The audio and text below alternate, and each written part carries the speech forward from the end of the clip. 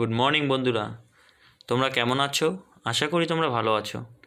তো আজকে তোমাদের আমি দেখাবো বাড়িতে খুব সহজে কীভাবে খাসির মাংস রান্না করতে হয়। একদম ভিলেজ স্টাইল, গ্রামে যেভাবে রান্না করা হয় আমাদের বাড়িতে গাঁও, সেইভাবে তোমাদের দেখাবো। দেখো তোমরা কীভাবে রান্না করে।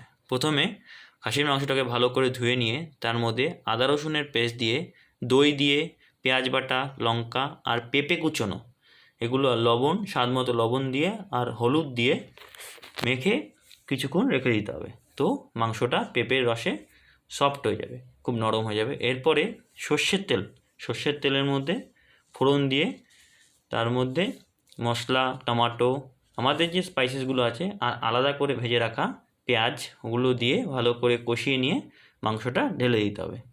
মাংসটা হালকা হালকা করে কষাতে হবে মিডিয়াম জালে।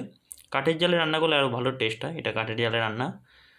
তো ঢেকে দিতে হবে আর আলুগুলোকে আলাদাভাবে ভেজে নিতে হবে।